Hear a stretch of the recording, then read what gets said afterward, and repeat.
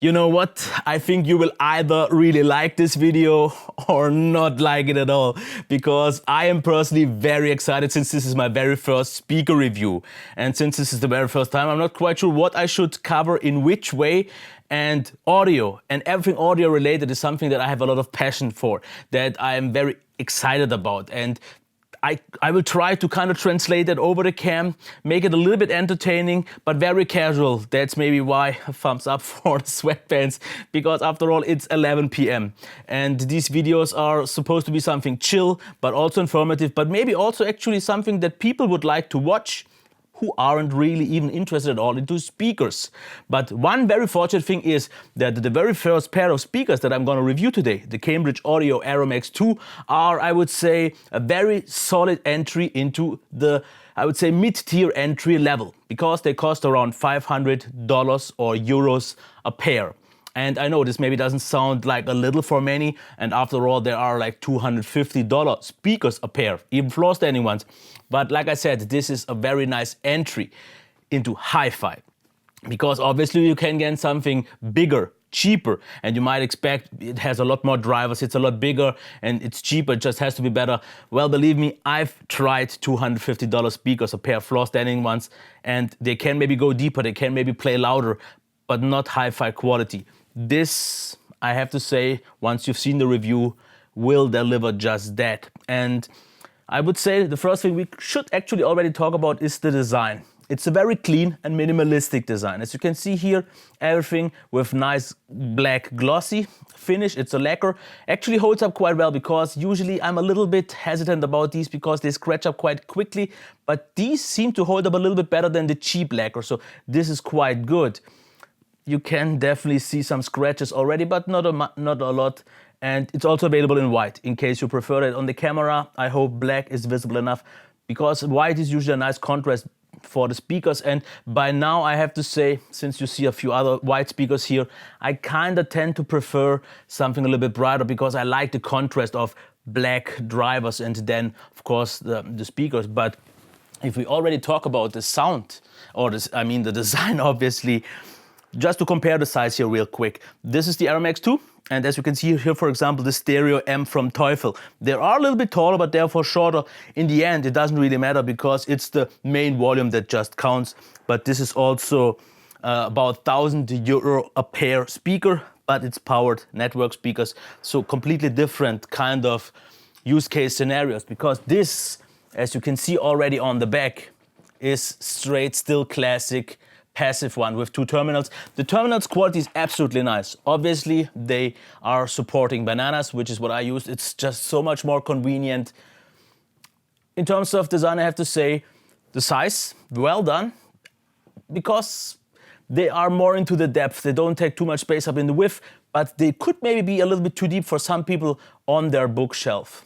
I personally prefer it if it's not maybe quite as deep, but it did a nice job, because they feel high quality, the lag feels fine, the lacquer and everything else. The finish is good. What I've noticed about one is in the inner side of the port, there is a little bit of some finish where it's not properly, perfectly done on this one, but that's something that doesn't really matter at all.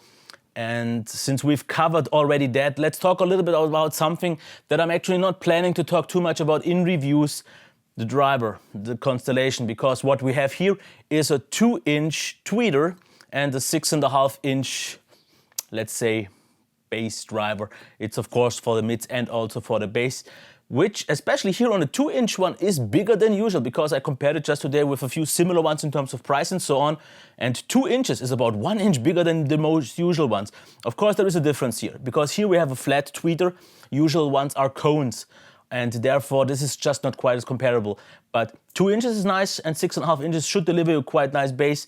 But before I'm getting into the sound itself, we have to talk about how it's actually been powered, because since it's passive, you have to deliver your own amplifier.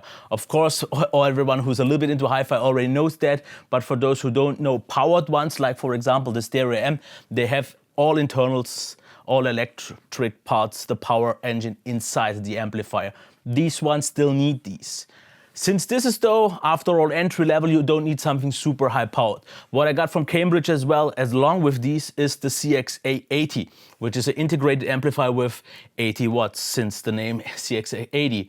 But I would actually say, since that one is around 1100 euros, or let's say on street price at around 1000 euros, this is almost overkill. Okay, I actually don't believe in an overkill in terms of the amplifier. If you have a better amplifier, you always get a little bit more sound out of it, but you don't need it. For example, something like the CX-A60, which has 60 watts, is already easily good enough. You could go even lower. But for example, the CX-A80 that I had, you can't actually see that, also has a few benefits, but I will get into that one as well because I'm gonna review that. But I also tried them with the Cambridge Audio Azure 851, which is even higher end, costs around 1500 euros, is a little bit on the older side, but you definitely notice a difference.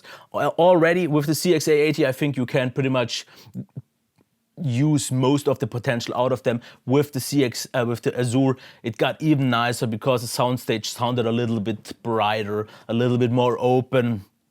Resolution was a little bit better and everything was noticeably better, but not enough to kind of justify the price, because you still have to think about one thing. If you go for a kind of entry-level speaker system, you should not maybe go into a high-end amplifier. So I would say a good start is usually 50-50. So go for something that is around 500 euros.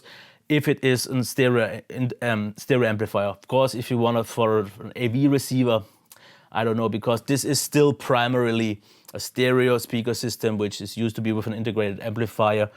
But if you get something with around 50-60 watts stereo, of course, because on AV receivers you get like 200 watts, which is just not the same. It should be good enough. Now, sound, let's talk about it. Sound signature, I would say, is actually quite neutral. It's a little bit on the warmer side, which is kind of a common thing for British speakers, and I had a lot of them. They all have the tendency. But actually, if I would have to call out one thing to be great, it would not be either. Or what stands out, it's not the bass, not the mids, not the highs, which is a good thing. Because if you see my last audio video where I was talking about speakers and the way I will evaluate them, I said my most important part about speakers is, and that I can't deny, the balance.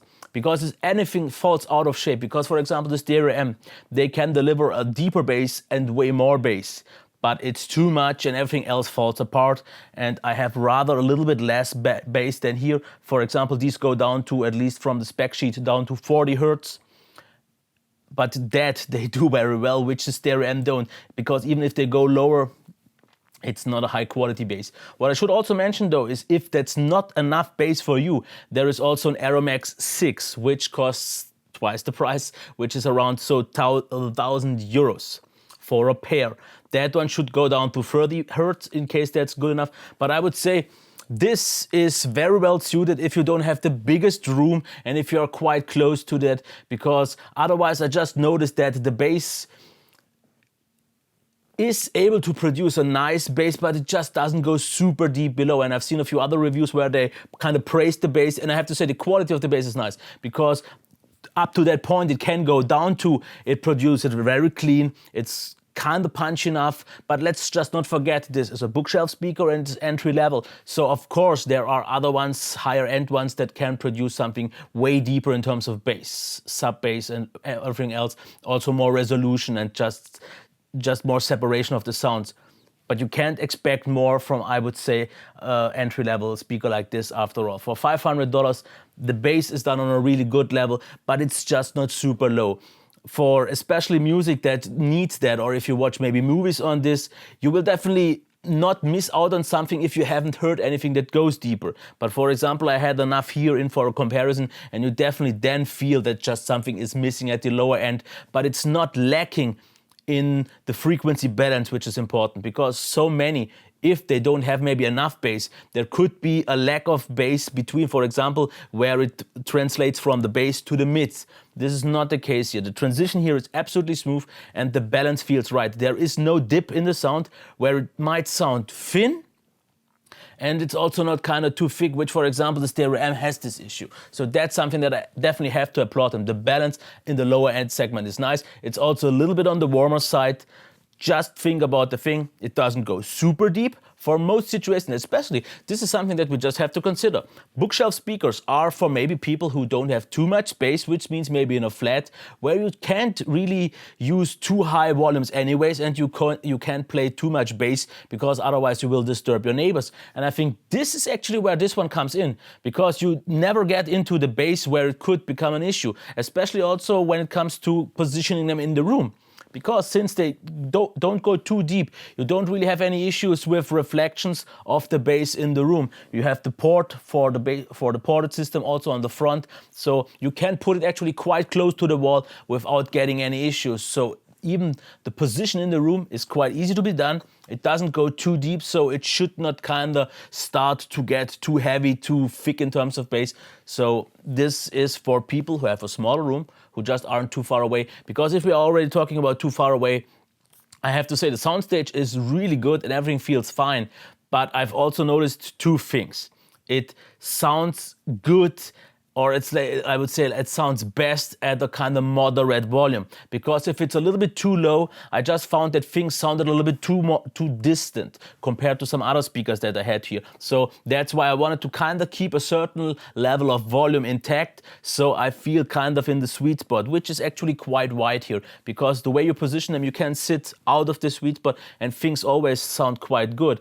But if you go too high in terms of volume, then it starts to show that the speakers are just not made for super high volumes. But the mids, vocals, super nice, especially vocals from women, but also from men. They have a rich body to them, and everything feels very structured, very balanced, and nothing feels out of balance, which is very important, because it's not like the vocals get out of hand in terms of the instruments, so everything is on a clear line. Highs, they are definitely not sharp. I would actually call them quite soft, but not like filtered, like something is missing. But obviously, to higher end ones, you just miss or just notice that there is not the highest resolution and that it could maybe spread out a little bit further, which is, if I would have to complain about a few things, just that you don't really feel completely tucked into the sound. I just noticed that it's not quite room filling of a sound. It always feels like the sound is in front of you, and you either go a little bit closer to kind of get within the sweet spot, or you just have to raise the volume. For example, the Nuber that I have here, at pretty much the same volume, you feel like the sound is coming more around you, like it's more of a surrounding sound, which is just something that I personally like. But you don't maybe have that, but the soundstage is really nicely done. And let's just not forget once again the price, and if I can recommend them already, because we can already get to that point. For $500 a pair, or let's say 500 euros a pair, I definitely would say this is a very nice entry-level drug, because you get a very high quality, a very clean sound in a room that just isn't maybe all that big, because I would say they run into their limits. After all, it's just a bookshelf speaker, it doesn't go too far, but it is easy to drive, it is easy to position, and the quality, the high fidelity is absolutely there, because everything sounded so nicely done in terms of the mids. Vocals were absolutely nice, distinctable from the instruments, and the most important thing for me is that it sounded very natural. Maybe not 100% neutral, which is something that I personally don't even want about speakers, but very, very natural. Things never sounded out of hand, but what is actually something that is kind of a common thing for not crazily high-end speakers is that it kind of beautifies the sound. Because I've listened yesterday to quite a lot of tracks. When I checked them on my, let's say, higher-end headphones, I've noticed that the actual quality of the recordings wasn't all that good. And you didn't really even notice that, which is a good or a bad thing, depending on what you want. Because there are so many tracks that on some headphones I can't even listen to because they sound so bad. But I guess if you just want to get started into hi-fi, this is maybe not too good of a thing, because then you will get kind of put off. Because when I heard this the first time, most of my tracks that I loved for years and years, I just didn't like anymore. With these, everything sounds still very nice, but it's not like they would kind of artificially push them up or something like that. Like I said, natural, balanced, absolutely well enough for, I would say, medium-sized room. So a room of about 20 square meters should be no problem at all. But you should not be too far away. For example, in this room, which is absolutely not ideal, I talked about that with the big windows and so on. But I have to say, since it doesn't really have issues with bass and modes, I don't know if that's the right term, but these standing waves, I think it is. But it could be translated completely wrong from my side. Since it doesn't go that deep, you don't really have this issue. So that's why room acoustics isn't that much of an issue, because I've done so far the best I can do. But these didn't really have an impact on a completely naked room when I tested it the first time, and then a little bit optimized, so it started good. And $500. Personally, I have to say I don't really know much competition yet, because I have, after all, just started reviewing speakers, and obviously I've checked a little bit on the market what we can get, and it seems to be in line with those. Since I can't judge anything else, I've tried noticeably cheaper ones, noticeably more expensive ones, but usually not bookshelf ones. And that's why I personally, for example, noticed this a little bit of lack or limit in terms of bass towards the lower end, where it just doesn't extend too much. Usually I prefer bigger speakers with just more bass that just goes deeper. But especially if you listen to music that doesn't really need bass, if it's very classical music with a lot of vocals and everything that just doesn't need super deep bass, where you want to be completely immersed into, these do just fine. Because you can get that, but in that price range then you will just pretty much get more bass but not more high quality bass. Because everything these do, from the frequency, from the bottom to the top, whatever they deliver there, they really do it on a really good level. So yeah, I like them. Personally, not quite for me, because after all, this is a little bit too on the lower end for me. But I hope I kinda explained things well enough for everyone who thinks about getting something like this. Obviously, I will try to get a lot more. Especially, I have to say, for the first time that I've properly used bookshelf speakers, which I usually try to avoid, because I just want something that sounds bigger, that sounds more impressive, that sounds more immersive, with a more room-filling sound. I have to say, I did not even expect these to deliver that much as they did. So that was pretty much it now. Now it's time for you, if you've watched this video until this moment in time, to leave me any comment. Did I forget something? Did I miss something important? Don't you feel properly informed? Because if that is the case, let me know, and I will definitely try to do my best to consider that for the next one. But otherwise, I wish you a nice day. Until next time.